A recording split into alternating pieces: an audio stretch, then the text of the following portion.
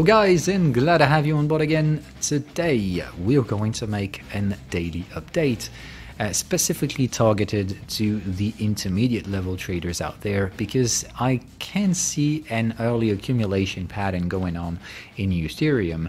It's still speculative as we speak, but I'd rather like to share with this one so you can eventually learn from their plotting in real-time charts. Most importantly, because the one we might be experiencing at the moment is a very uncommon type of accumulation. It's respecting all of the core rules that we want for these patterns to take place, but at some point it really took an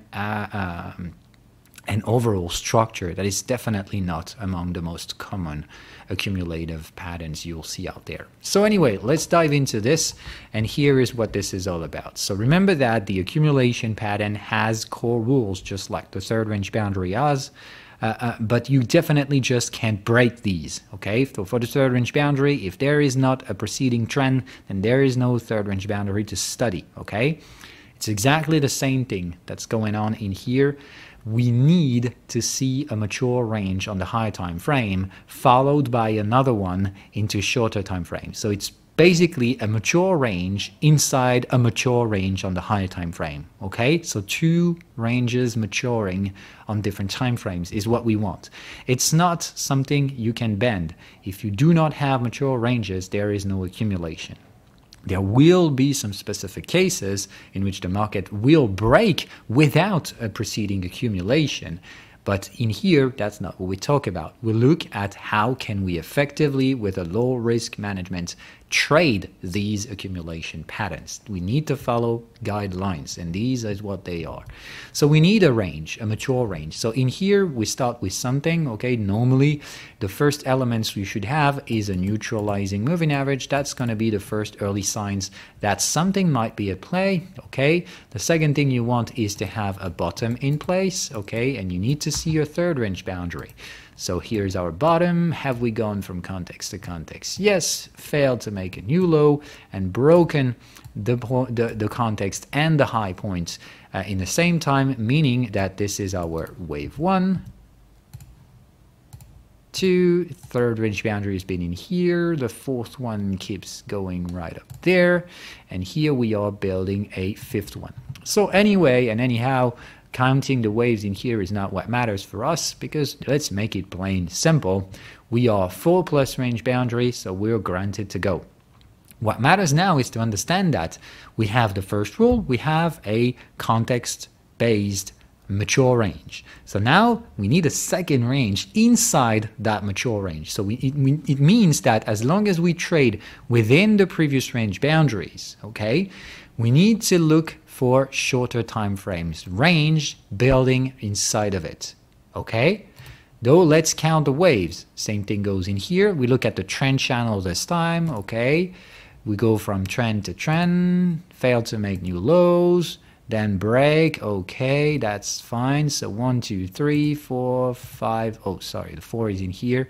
5 could be some kind of a 6, 7, 8, whatever. It's really over mature in here. We've oscillated severely across the trend channel, and in here got then complicated to figure out how much range boundary we have. But I would say 1, 2, 3, 4, 5, 6 currently going on, okay? So what matters now is how long is it going to take, and we can go for 7, 8, 9, 10, whatever. The only thing we need at that point is to have a mature range inside a mature range that do not exceed certain retracement level. Generally speaking, what we want for accumulation is to trade within 38 and 50% retracement of the overall bigger time frame range, okay? On extreme cases, we can go right down to 61%, but we rarely go beyond. So we are into one of those specific cases in which this is where we're supposed to accumulate. We've just dipped a toe into 61% territory. This is not the end of the world. It still follows the guidelines. So we are into the speculative area, okay? And we have a mature range, okay? So as of now, we just stop the analysis and we go for the next required stuff. The required stuff is to get signals on the trend channel, okay? So this is what we have. We now have trending signals on a trend channel. All right? There is another thing that might be giving you a glimpse of information that you definitely have the right context, is that you can look for the trend cycles. The trend cycle in here is terminating a bear cycle and we're far above the current low points. So that is the requirements for an accumulation pattern to be probable.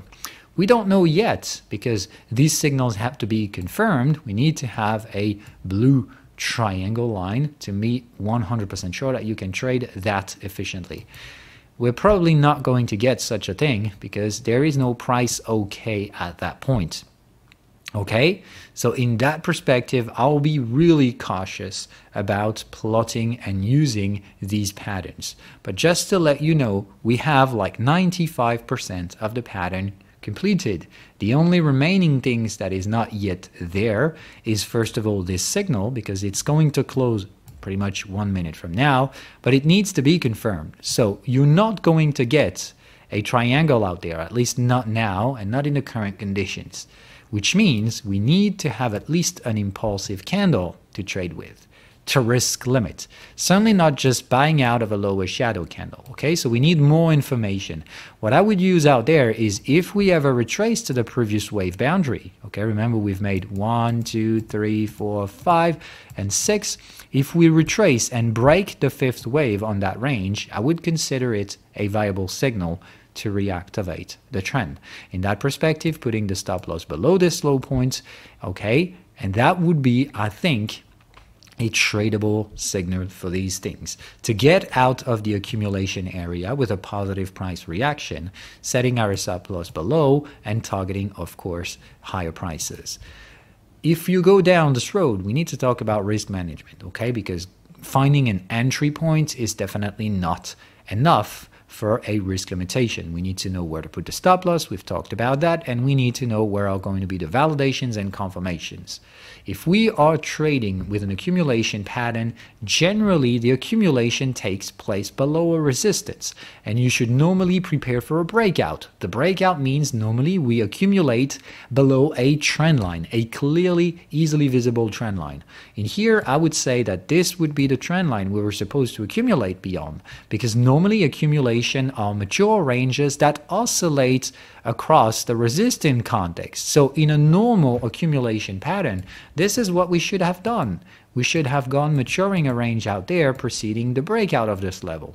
Of course, in here is an atypical level and atypical structures that we've built. We've built the accumulative range on the bottom area of that potential area.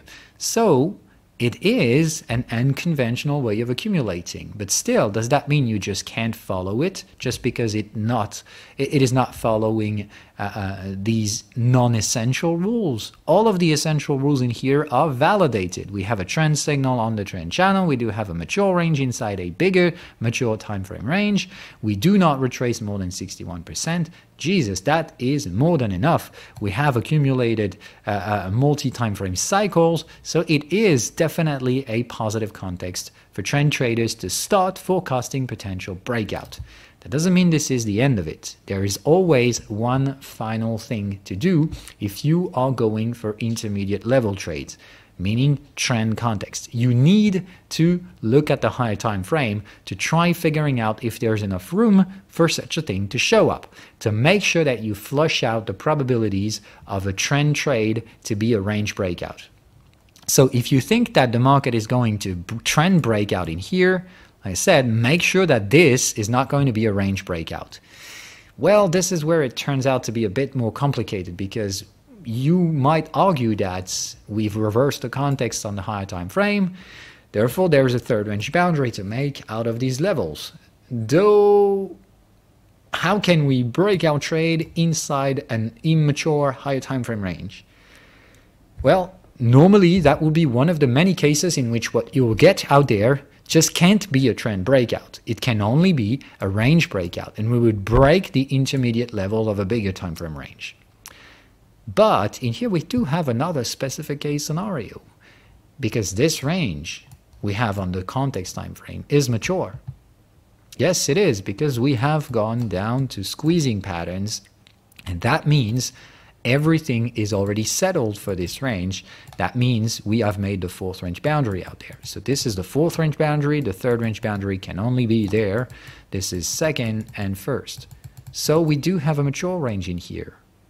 And most importantly, this mature range is inside two higher time frame trends.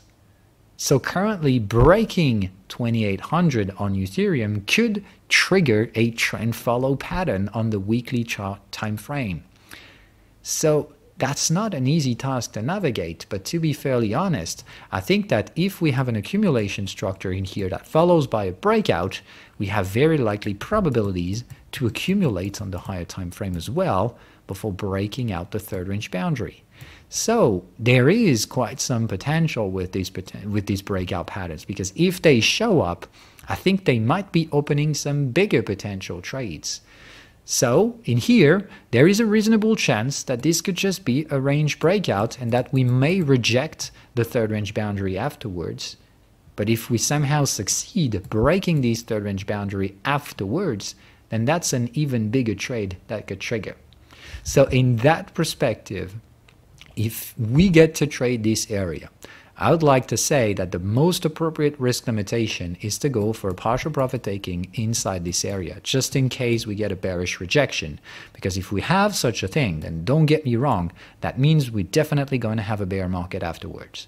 If we ever break the accumulation level after reaching out the third range boundary level, that is a very, very bearish pattern, okay? Otherwise, if we succeed flushing out some risks in here, building some kind of a range before breaking up, well, I'm sorry to say, guys, but this is just going to be the reactivation of the weekly trend. And we've always made it clear, this is by far the likeliest outcome for me. I just don't know anything about the timing. All I know is that it's supposed to happen around August or September. So we could very well build a bottom, accumulate properly, make the breakout, and wait till August or September before actually reactivating the weekly trend. And that would seem pretty reasonable to me. Of course, these trends comes with risk limitation. Like I said, currently the stop loss must be set out of 1800, because if we ever retrace down to the support context, the pattern simply is invalidated. Okay? And in that perspective, we're going to have to readjust to something else, because I don't know anything about the market. Certainly no one can predict. It's definitely as dumb as it could possibly be. So just try not to be too harsh and violent on your position sizing. I am currently trading this pattern, but I'm definitely not trading the accumulation. I am anticipating it because I am trading the fourth range boundary on the higher time frame, on the lower time frame. I am trading this as 1, 2, 3, 4. I have my breakouts. This is expert patterns, okay? This is definitely not something you go for, okay? I have everything I need, my cycle alignments, and on the higher time frames as we've seen it. I've got my signal, a taking profit to divergence pattern. All of the levels have been highlighted. So I am anticipating the trend signal on the 4-hour chart, but this is definitely not an accumulation entry. This is a fourth range boundary one. Okay, that is just for transparency purposes that I'm sharing this thing. Remember that if you ever get to trade something that you don't master, this is never going to end well. So please don't follow the expert patterns. I'm sharing for open purposes only and transparency, okay? You need to wait for an impulsive 4-hour candle, or at least retracing to the previous 4-hour resistance and breaking it. As long as it does not happen, you do nothing. Please don't try to trade signals you don't know how to handle. All right? Bye, guys.